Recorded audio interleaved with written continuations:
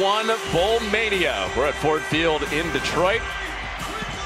Beautiful scene after the holidays, just across the street from the home of the Detroit Tigers, Comerica Park, the home of the NFC North champion Detroit Lions. Dustin Fox, Connor Onion, Torrey Petrie down in the field.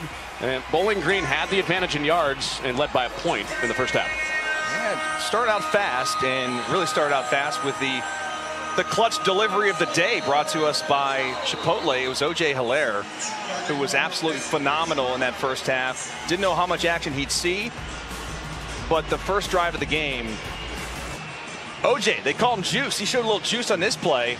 A bomb from Bazelak to Hilaire for the only touchdown of the game for the Falcons. And Bowling Green has the lead 10-9 at the half. And let's go on the sidelines. Tori, what you got? They talked to Coach P.J. Fleck about what you tell your first-time starter at the half in a game like this. He says, you just got to tell Cole Kramer, look, this is what you play for. You go into the second half, you take a breath, and you step up and you lead in the second half. That's what you came here to do. Meanwhile, Scott Leffler tells me he feels like if his team can just score 10 or more points, they really can win this one because of the defensive battle that it has been. I asked him about his quarterback situation, and he said, you know what, we've just been throwing the ball a lot more. That's why we've been going with Bazelak, but they still planning to work in both guys. There's no doubt, and this is going to be a grind, guys. I mean, this game, we talked about it, started sort of fast. Now 1-point game. I think points will be at a premium here. You'll see probably maybe a little bit more conservative approach here in the second half. And again, I think if you're Minnesota, you know, Cole Kramer, his first and last start, has only 19 yards, a touchdown. He did have that nice throw to Spencer on the outside, but did have the interception as well. They're probably going to have to get some things going. And also Darius Taylor, he was a workhorse. But how much more can he provide here in the second half after not playing for over 2 months? Taylor is the back on this opening snap of the second half. And Kramer to throw. Pressure came again, and it's incomplete. That looked a lot like the interception from Lorfils. Who was there again? The same guy that forced the pick. Catches Howell. Almost the exact same play from the same side. Blind side. Catches Howell, number 0. Comes in here. Actually, this time from his opposite side, but still nearly the same type of play, trying to get rid of the football, nearly picked off for a defense that already this season has 28 takeaways, leads the nation. There's a reason he is the most feared pass rusher in the Mid-American Conference. He's lined up top side in the line of scrimmage. And Taylor trying to run away from Howell, and that little burst through that hole. That was stopped up, and he exploded for the first down. And that's what makes him so special. He can get through a phone booth in a hurry. This thing is blocked up beautifully. He just has great hesitation and just turns it on, breaks a tackle, and gets them a first down. And they need him to be, like I said, a workhorse here in the second half if they want to win this game. From 20 minutes from here, Darius Taylor. The Gophers on him early. They kept him, holding off the late surge from the Big Ten rivals coming out of this Detroit area. And closing in on a 100-yard game. He's 8 yards away. Darius Taylor, and his return is 2 yards away from 100. Yeah, I like the change up there too. The previous play they run inside zone. Here they try to get him on the perimeter, and that's where you want him. You want him in space. He's so difficult to get down, as there is an injured Falcon on the ground. And Joseph Sipp, who was dealing with an ankle injury in the final month of the season, is down for the Falcons.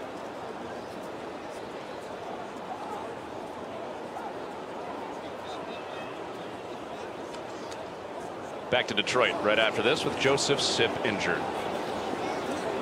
Stayed in their top-ranked NCAA defense at noon Eastern in the Peach Bowl. Then this is not the game either team wanted to be in, but number 6 Georgia takes on number 5 Florida State. Joe Test, Jesse Palmer, Katie George have you covered in the Capital One Orange Bowl. Yes, they do. Yes, they do. Dustin Fox, Connor Onion, Dustin Fox, Torrey Petrie from Ford Field in Detroit.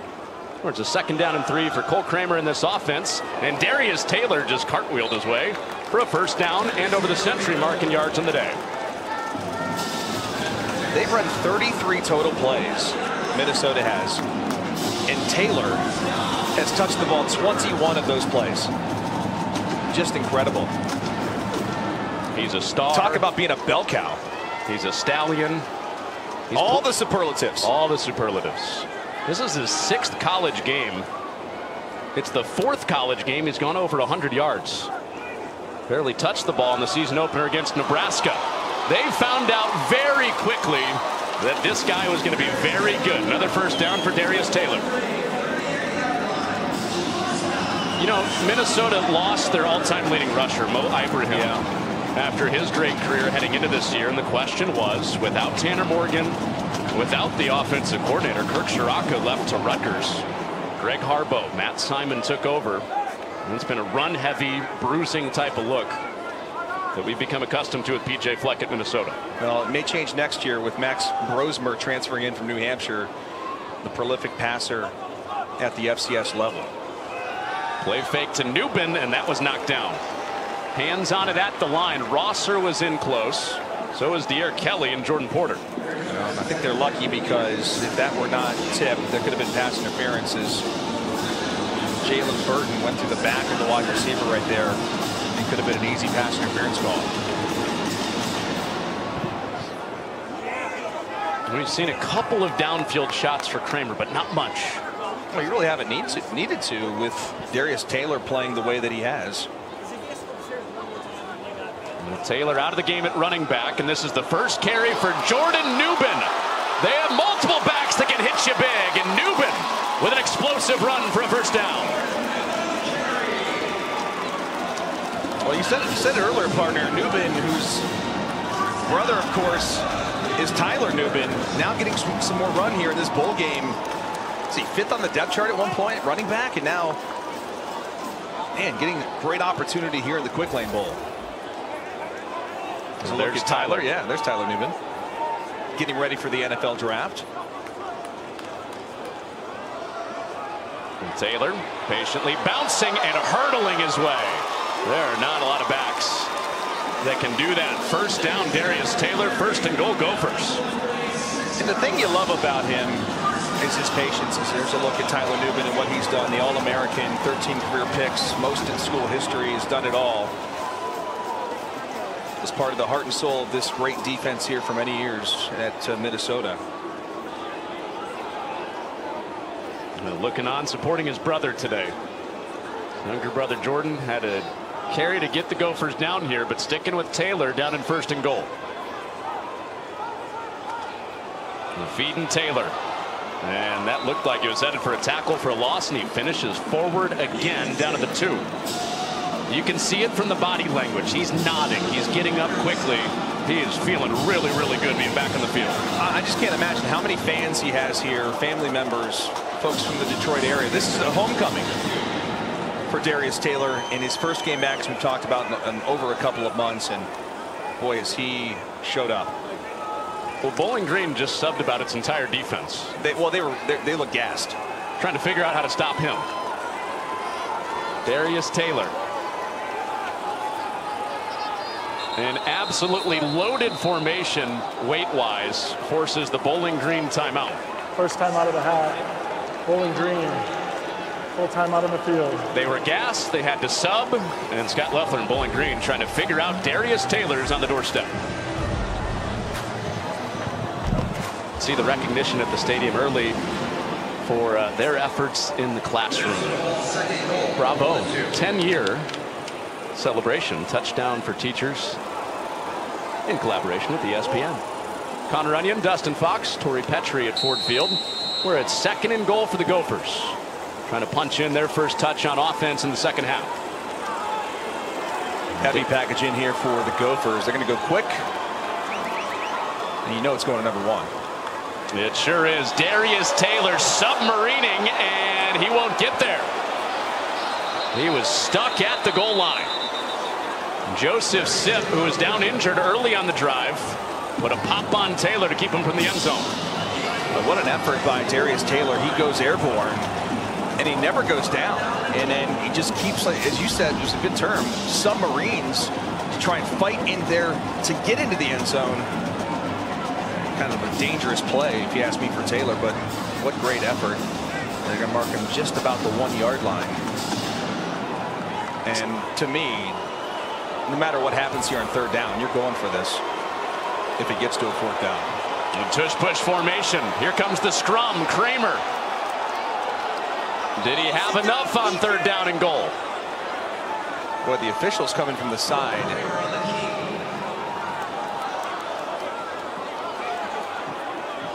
Touchdown.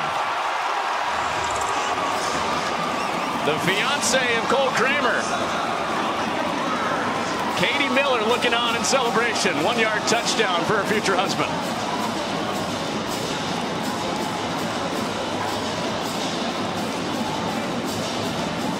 Pretty incredible drive, and obviously we know about this brotherly shove, tush push, whatever you want to call it. It's become very popular in the NFL and certainly in college football. It works right there. Cole Kramer, 6'1", 205. More of a running quarterback anyway. Does a great job there on that drive. How about that 11 plays, 78 yards in just about 5.5 minutes to take the lead. And Kramer doing what he did against Bowling Green a couple years ago. Rushing touchdown, this time as the starter. You'd said it, 11 plays, 78 yards, taking some time off the clock. All of those plays were running plays. And Minnesota leaving no doubt to take the lead right back out of halftime. Dragan Kesic makes it a 6-point game. Well, you said it, partner. Getting it done on the ground. Darius Taylor, Kramer, all getting it done. 11 plays, 5.5 minutes, 16-10 for Detroit. In bowl games, and they're just 3-7. Take a look at some of the teams at top. American Conference, you got 4 left, and then the ACC with 8 left. Anything stand out to you? We obviously got the Mid-American Conference here. Bowling Green is the only MAC team that gets a shot at a Power 5 team in this game today. A congratulations to David Braun and the Northwestern Wildcats. They were the first team on the Big Ten to play their bowl game. They beat Utah in the Vegas Bowl a couple nights ago. This was Cole Kramer from a yard out. The gopher shove. The gopher shove. I like it. Trying to change it up. There's a look at his fiance. Super excited. She got it on video. I can't imagine, you know, Cole Kramer even thought twice about this opportunity to come back and play. In fact, PJ told us on our call this week that when he called Cole Kramer, pressure quickly in the face of Bazelak. Stolsky, the Detroit kid, is in there again, the guy from Portage, Michigan. Just to button up that last story, you know, he called Cole Kramer and said, hey, man, I need you back. He said, think about it. I'm going to call you back. He said, maybe intentional grounding here. PJ said he hung up the phone, called him right back, and said, no, you're coming. And he, obviously, he's here. Well, flag does come out. Intentional grounding. Offense number 7. Lost down at the spot of the foul. It's now 2nd down. What'd you think, Dustin?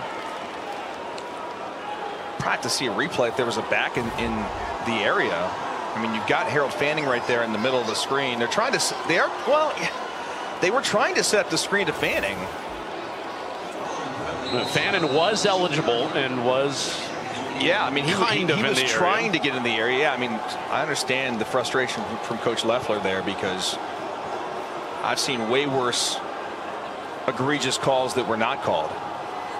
That's a tough beginning to this drive for Bowling Green. It's seen Minnesota's offense stand up since that opening drive. And it is Fannin underneath, off one tackle, but the sure arms of Cody Lindenberg there to drag him down to make it 3rd and long. Well, the positive is he gets all the penalty yardage back, and so now they have an opportunity. It's 3rd and 11. Heck of a lot more manageable than 3rd and 20.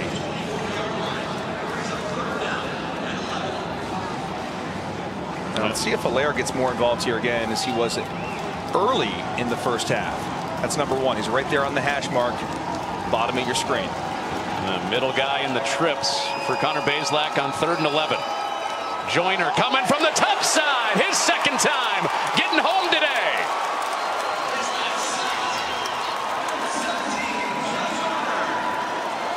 Now there's Joyner and Jones. Jones comes on a corner blitz, and Joyner's there as well, and Bazelak doesn't see it all. You know, Jones comes on the inside and just kind of jumps on the pile. A little aggressive JOP there at the end by Jones, but really it was Joyner who got it done. We'll see how they stat that. If Jones gets a little half sack on that, but a little halvesy. I don't think Scott Leffler was very happy with Jason Patterson and pass protection there. I don't think so either. He was the running back. Here comes Quentin Redding breaking into open space, and he is clobbered out of bounds. Hello. Wilson strikes him out of bounds. Adrian Wilson with an absolute hammer on special teams.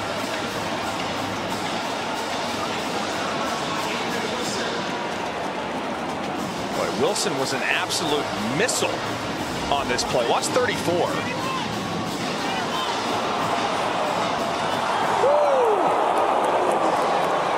Chills up my spine. In a good way?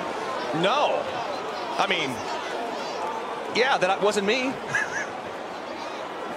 Don't miss those hits. Goodness. And a 27-yard return and a punishing hit at the end of it. And Quentin Redding on the take back for Minnesota.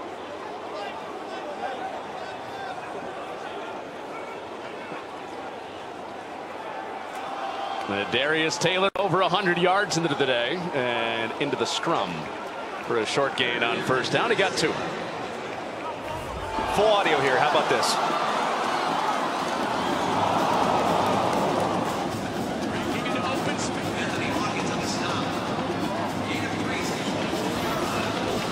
Clean hit.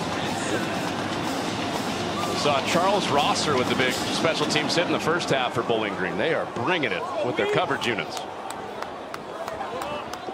But good field position after the strong return for Redding for Minnesota. And they try to take a 2-score lead in the quick lane bowl. This is where that Bowling Green defense needs a takeaway. Taylor. And that first contact didn't get him to the ground. He crawls ahead of the 20. Anthony Hawkins had the first hand on him to bring him down to the turf to make it 3rd down. Yes. Anthony Hawkins, the anchor of this defense, not a big talker. He just hits you. That's all he does. Hits you and hits you and hits you. I asked Coach Scott Leffler about him a little more later on this week, and he said he's just the dude. I mean, the guy that does it all. He's a vocal leader, the heart and soul of this defense. Very difficult to block in the middle there. Senior out of Mansfield, Ohio. Captain as well. He's lined up right over Nathan Bowe, the center, on 3rd down, and Darius Taylor plunges ahead. 1st down, Minnesota. And, you know, this game is really just playing into the hands of the Gophers. You talk about the Big Ten West and how they sort of play a certain style of football. It may not be the most aesthetically pleasing for a lot of folks out there that want the high tempo offense and things like that. But with an offensive line like they have, so big across the front, everybody over 300 pounds. They're 6'5". You got a 6'7" right guard, a 6'7" right tackle. I mean, they are just an absolute bruising group. This is Newbin straight up the middle. And Nathan Bowe, he's a guy that lives and breathes Gopher football. He's drawn some comparisons to former Gopher captain and center Tommy Olson, who's watching back in Minneapolis today. But John Michael Schmitz, excuse me, was the center last year and was drafted by the Giants. They had a hold of Phil, and Bowe's done a great job there. Bowe has been the bell cow, 6-year senior.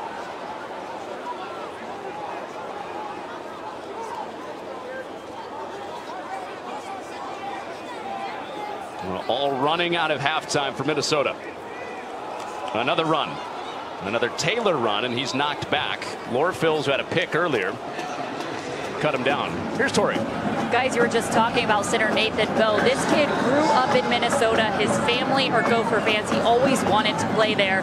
So today is an emotional day for him, his very last game as a Gopher. And you know what? I asked him what meant the most to him during his career here was that in 2020, his mom had cancer and his teammates rallied behind him. They brought his mom flowers in the hospital. She's doing great, and she's here in the stands today. Oh, that's fantastic, Torrey.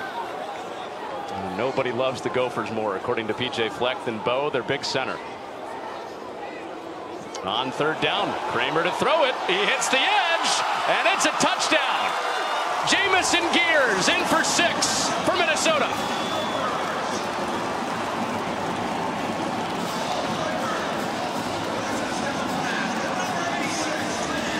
Well, Cole Kramer will never play another snap again for the Gophers, but he's becoming a legend. What a crazy story, and for him to come into this game and do what he's done right now and give them a 2-score lead is just remarkable. After the first half,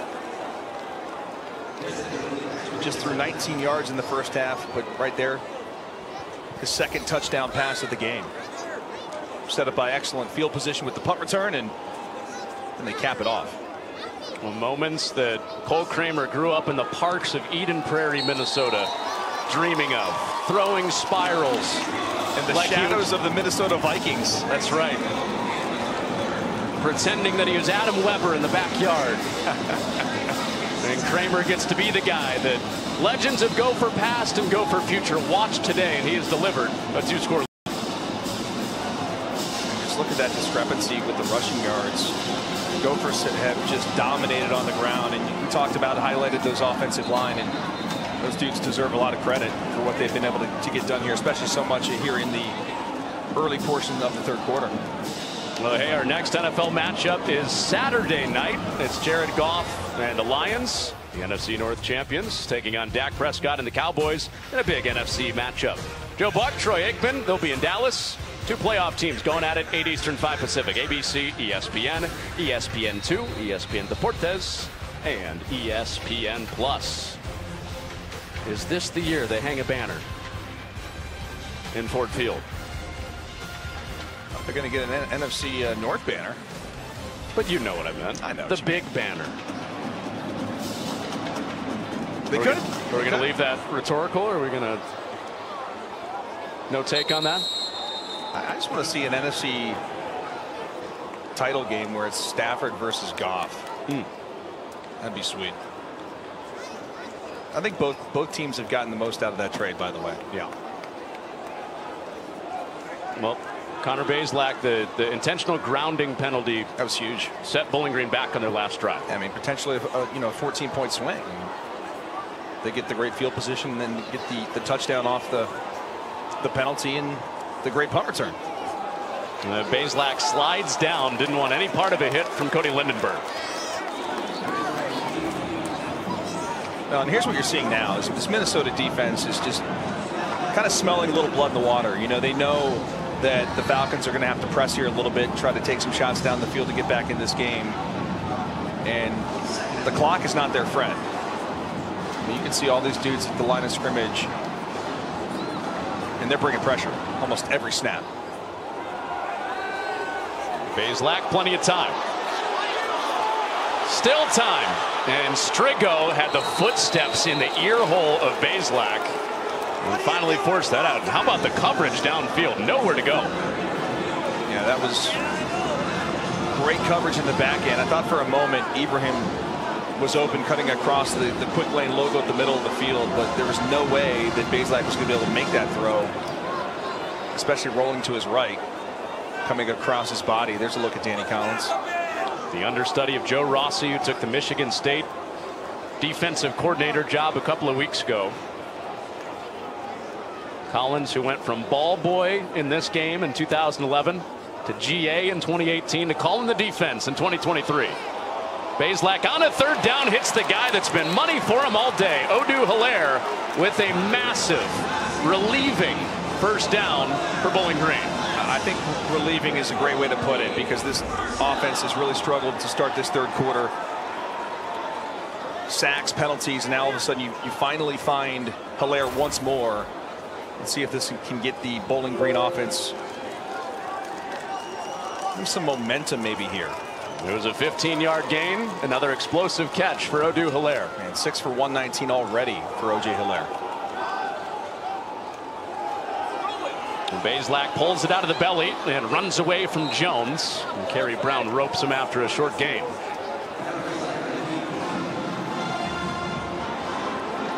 Well, Bazelak is the quieter, more reflective of the two quarterbacks. Cam Orth brings a lot of emotional juice. And Bazelak very accurate, very intelligent. We did see the one drive with Camden Orth. There was a fumble on that drive. We have not seen him since. Now remember, there is a young freshman quarterback on this roster Lucian Anderson in the third, who may be the fastest player on the entire team. We were told we may see him at some point. Well, Wally was right over Austin Osborne. Bazelak, the quarterback, threw his hands up in the air. He thought it should have been a penalty in some capacity. And look, the substitutions here for the Gophers. They substitute about 8 players to keep them fresh here on about 3rd and 9. Let's take a look. Was he held?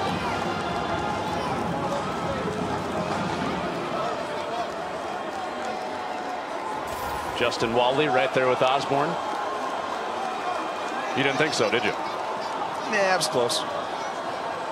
I would have told you if I did. The pressure is picked up. Bazelak on another 3rd down. It's dropped. Oh, hands going to knees. There's a flag down. You saw some heads drop, some hands go down to the knees, the sideline for Bowling Green. I don't know how Hilaire drops that. I mean, that was an absolute dime by Connor Bazelak. Holding. Offense number 64. The penalty is declined. It's 4th down. Okay, so you're getting late in the 3rd quarter. And I'm not even going to ask you the question because we have our answer. Bowling Green's going to punt it. But just thinking about how Minnesota possesses the ball, there are not going to be a lot of possessions left in this game. You do have 17 and some change left, though. Yeah, no, I think you have to punt this away with it being 4th and 8. And potentially you just have to hope maybe your defense can come up with the turnover. Bowling Green, one of the best in the country at doing that. Payshawn Wimberly down to check this up inside the 25.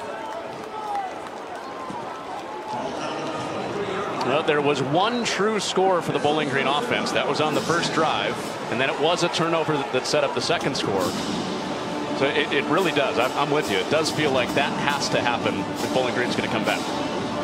Well, and the other thing too to keep an eye on is, you know, if things aren't working for them offensively, Coach Scott Leffler did tell us this week they'll open up the bag of tricks, whether it be a Harold Fannin pass, a double pass, a reverse, what have you. You may have to try anything to just create some chunk plays for your offense. Well, the story of patience, waiting his turn, 5 years as the quarterback for Cole Kramer, has turned into a really cool day for him so far. Handing off to Darius Taylor. Tori told you the story earlier for Cole Kramer, how he was on his way out west to Arizona with his fiancee Katie Miller to tie up a couple of the loose ends, getting ready for their wedding. But PJ Fleck said you do not want to turn 40 and have any regrets. Katie agreed. And that's a good selling point, because there's no way. An opportunity like this, he'll never forget this game. And if they hold on to win this, he'll have a game ball somewhere at his house in Arizona that he'll never forget. And Kramer handing off to Taylor, shoots ahead right at the marker, and he's got another first down. What's the best first date you've ever been on? A haunted house. Oh, that is pretty good. So Cole Kramer and Katie Miller are going to be married in about 40 days. First date, Mario Kart. They played Mario Kart? They played Mario Kart. I wonder which console it was on. I want to say GameCube. Yeah? That's a throwback. I was going to say, way back in the day, man, maybe some Super Nintendo.